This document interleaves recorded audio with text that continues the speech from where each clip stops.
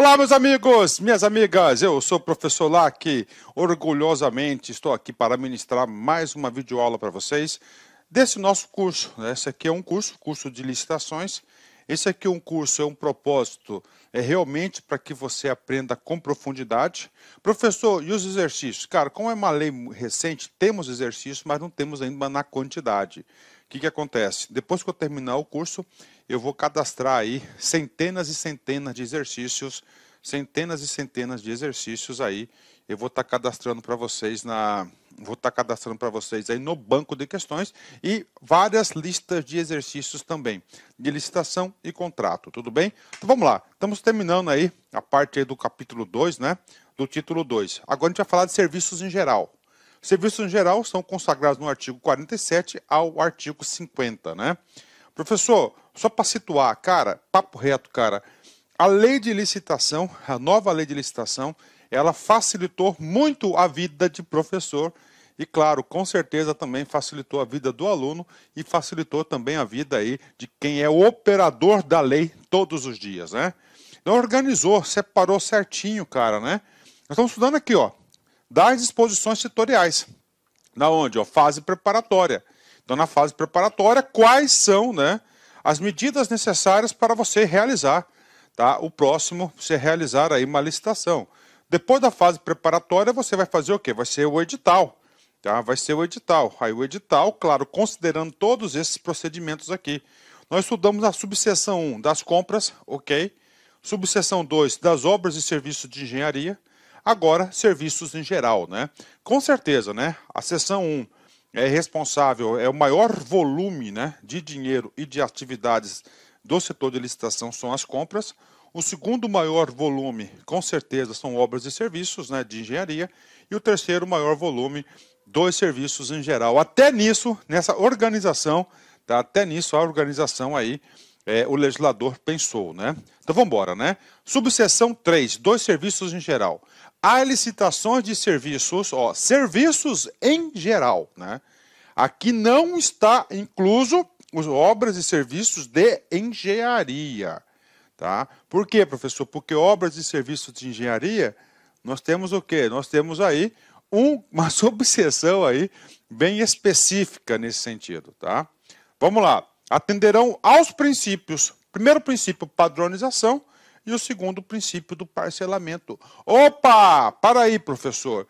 Nós já vimos isso. Opa, gostei. Gostei dessa observação que você fez. Nós já vimos isso. Cara, a nova lei não cria moda. Ela adota um padrão de linguagem e ele segue em diante. Cara, quando você estuda artigo por artigo, como nós estamos estudando, cara, você fixa cada vez mais essa lei. Lá, na subseção 1, das compras, nós vimos isso.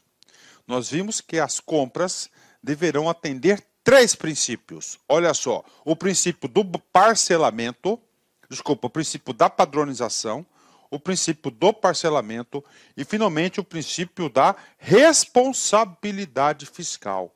Opa, então vamos lá, questão de concurso. Sim, então é o seguinte, ó, os serviços, em geral, atenderão 2 princípios da padronização e do parcelamento, ok. Já as compras atenderão o princípio da padronização, do parcelamento e da responsabilidade fiscal. Questão de prova. O cara vai colocar isso no comando, cara. O cara vai colocar isso no comando, tá? Então você tem que entender. Tudo bem, professor. O princípio do parcelamento e da padronização, que são iguais, é o mesmo texto da lei, vou ler para vocês aqui, tá? Eu vou ler aqui no meu ajuda, eu tenho um computador aqui que me dá suporte, né? Olha só, lá no artigo 40, tá? No artigo 40, que é da subseção das compras, no inciso 5 diz o seguinte, tá? Atendimento aos princípios, 2 pontos, ó. A, da padronização, considerada a compatibilidade de especificações estéticas, técnicas ou de desempenho. Ou seja, este assunto aqui, ele é igualzinho das compras. Professor, e o parcelamento? Eu vou ler lá. Estou lendo. O artigo 40, inciso 5, a linha B. Do parcelamento, quando for tecnicamente viável e economicamente vantajoso. Opa, então este item também é igualzinho do setor de compras, né? Tá aí. Então isso ajuda bastante na fixação. Então é o seguinte, o que ele quer aqui? Cara, ele quer padronização. Tá? Ele quer padronização tanto nas compras quanto nos serviços em geral. Tá? É a mesma explicação de lá, vamos só reforçar. Tá? Então padronização, o que é padronizar? Considerada a compatibilidade das especificações estéticas, técnicas ou de desempenho. Ele quer um padrão, ele não quer inventar moda, né? E, cara, quanto mais padroniza, cara, reduz mais o custo, pode ter certeza. O custo de manutenção, custo de aquisição, tá? Custo de operação. Parcelamento, quando for tecnicamente viável e economicamente vantajoso. Né? Então, quando for tecnicamente viável, tá? E economicamente vantajoso, ele vai parcelar. Tá? Professor, por que ele faz isso? Professor, ainda mais aqui que é os serviços, né? Por que ele faz isso? Ele faz isso por quê? Ele faz isso porque ele não quer concentrar o quê? Somente na mão de um fornecedor. Tudo bem, professor, e o último princípio lá da compra? O último princípio da compra é da responsabilidade fiscal, tá? Da responsabilidade fiscal. Ó, da responsabilidade fiscal mediante a comparação da despesa estimada com a prevista no orçamento, né? Então, lá nas compras, nós temos mais um princípio aqui a ser considerado, né? Então, é uma pequena observação. Você pode ter certeza que eu ministro a aula já com a perspectiva do examinador. Então, o examinador ele vai estar pegando esses detalhes, tá? O examinador vai estar pegando aí estes detalhes, né? Então, vamos embora, né? Vamos continuar aqui, né?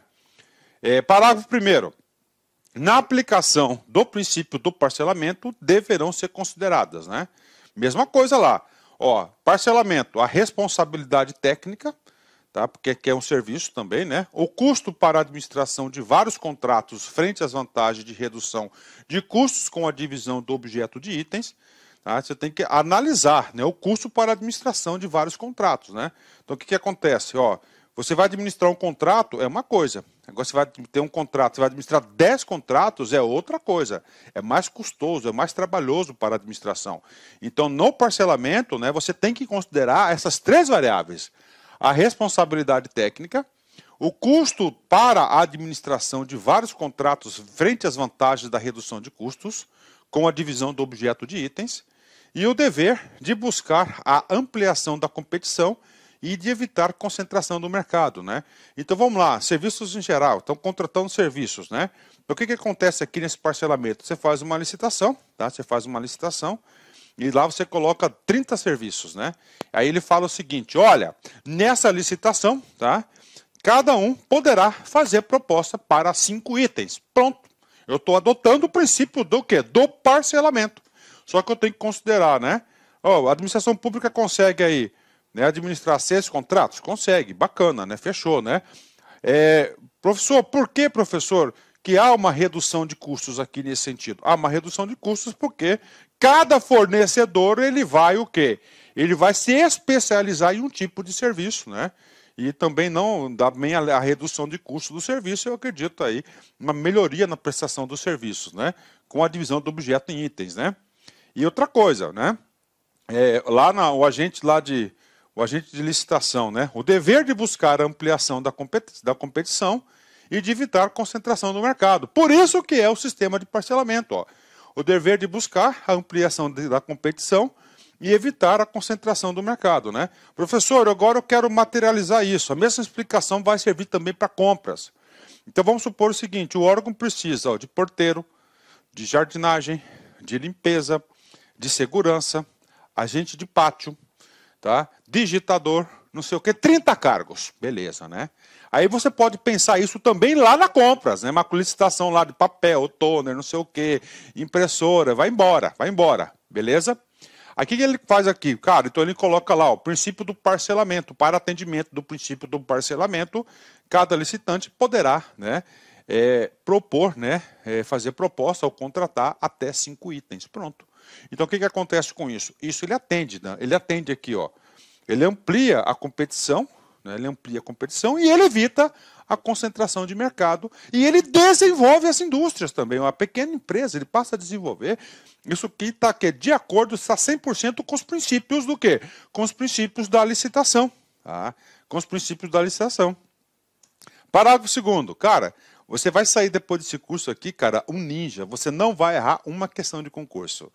Na licitação de serviços de manutenção e assistência técnica, o edital deverá definir o local de realização dos serviços, admitida a exigência de desdobramento de técnico ao local da repartição ou a exigência de que o contratado tenha unidade de prestação de serviços em distância compatível com as necessidades da administração. Mesmo item lá, ó, o serviço de manutenção e assistência técnica, né? Então, o que? É o suporte, é a garantia. O edital deverá definir o local de realização dos serviços admitida a exigência e o deslocamento do técnico ao local da repartição ou a exigência de que o contratado tenha unidade de prestação de serviço à distância razoável. Este item também é igualzinho lá da compras, né? Artigo 48. Poderão ser objeto de execução de terceiros as atividades acessórias, tá, instrumentais ou complementares aos assuntos que constituam área de competência legal do órgão ou da entidade, vedado a administração ou seus agentes na contratação do serviço terceirizado. 2 pontos, né? Ok. Professor, qual que é o trabalho do artigo 48? Tá? O artigo 48, ele trata o seguinte, né? Ele está escrevendo aqui, ó, o que é permitido terceirizar. Aí. Isso que está trazendo, tá? O que é permitido terceirizar, tá? Aí, primeiro, quem que pode terceirizar? Ó, atividades materiais acessórias. Ó, acessórias com ABC, com C, ó. Tá? Atividades acessórias, né? Ou seja, secundárias. Tá? Não principais. Professor, como é que vai estar na prova para pegar o aluno? Atividades principais. Não, atividades principais têm que ser exercidas pelo próprio órgão, ele não pode delegar isso, porque se o órgão delegar suas atividades principais, o que vai acontecer? Não tem por que ter o órgão, né? Professor, eu quero o exemplo, professor, tudo bem, vamos lá, um concurso maravilhoso, Secretaria de Fazenda, né? Secretaria de Fazenda, o que acontece lá na Cefaz, né? Então é o seguinte, o cara lá é agente de tributos, né? O cara constitui o quê? Ele constitui o auto de infração. É a atividade principal. Cara, se puder terceirizar essa atividade, não precisa ter mais o fiscal. Então não pode, né? Porque é existente. Acessórias. Vamos lá, outro, ó. Instrumentais, né? Ó. Instrumentais. Tá? Ó. Ou complementares. Por exemplo, digitação, né? O que mais pode terceirizar? Tá? Que constituam a área de competência legal do órgão, né? Ok. Ou entidade. Vedado, tá? Então, isso aqui são o quê? O que é permitido você terceirizar. Então, atividades acessórias, secundárias, complementares, né? Então, essas aí são o que? As atividades, né? Ou instrumentais, né? Então, isso aqui é permitido você terceirizar, né? Esses serviços aqui. Beleza. Agora ele fala cá, vedado, né? Agora tem algumas vedações, né? Vamos lá, vedações. Nós temos aqui 6 vedações. Primeira, indicar pessoas expressamente nominadas para executar direto ou indiretamente o objeto contratado. Ah, não, mas eu quero que o digitador seja fulano de tal. Não, não pode indicar. Por que não pode indicar? A administração pública vai licitar um contrato de prestação de serviços. Tá? Então não pode indicar, apesar que na prática aqui, né? Isso aí, os terceirizados, 90% são indicados para os servidores. Isso eu falo com bastante tranquilidade, né? Isso eu falo com bastante tranquilidade porque é o seguinte, né? Eu já trabalhei lá no setor. Inicialmente gostaria de pedir desculpas por interromper os seus estudos, mas essa videoaula é uma videoaula demonstrativa do nosso site LAC Concursos. Você quer continuar assistindo essa videoaula? Aliás, você quer fazer um curso altamente competitivo que eu tenho certeza que você vai ficar competitivo para a prova da Câmara Municipal de Várzea Grande. Eu sou o professor Lac, especialista em concursos públicos. Somente em 2022 eu já tive a oportunidade de ser aprovado em 7 concursos públicos. Eu quero te ajudar. Eu quero transferir todo o meu conhecimento, todo o meu know-how na sua preparação. Professor, qual que é o diferencial da LAC Concursos? Cara, aqui na LAC Concursos é o único site que tem uma metodologia vitoriosa de estudos. Aqui nós temos uma ferramenta chamada de Personal Coach. Personal significa pessoal e coach significa treinador. Então você tem um treinador pessoal de concurso, no caso eu. Essa metodologia ela é baseada em técnicas de administração por resultados, ou seja, todo dia você vai ter uma meta de estudos. Todo dia. Cada meta que você consegue cumprir diária, você dá um passo importante para a sua aprovação. E assim, ao longo do tempo, nós conseguimos ajudar centenas e centenas de alunos aprovados em concursos públicos. Bacana? Gente, Câmara Municipal de Várzea Grande, a melhor preparação está aqui na LAC Concurso com o professor Lac, isso eu garanto para vocês. Nós temos aí uma turma presencial também, uma turma VIP, com apenas 35 alunos. Se você quer se inscrever nessa turma, corra, cara, vai lá, clique aqui embaixo aqui para a gente fazer aqui a sua reserva de vaga, urgente, não deixe para depois. Tá certo? Temos a turma VIP para o cargo de técnico administrativo, apenas 35 vagas comigo. Essa turma aí, eu tenho certeza que a maioria dos aprovados serão oriundos dessa turma VIP, assim como foi o concurso da Limpurb. Aí nós temos o nosso curso online. Nós temos um curso online aqui, fantástico, que eu tenho certeza que vai te ajudar nesse concurso. Maiores informações, está o nosso WhatsApp aqui. Tá? Vem falar conosco aí, aqui na LAC Concurso. Espero vocês.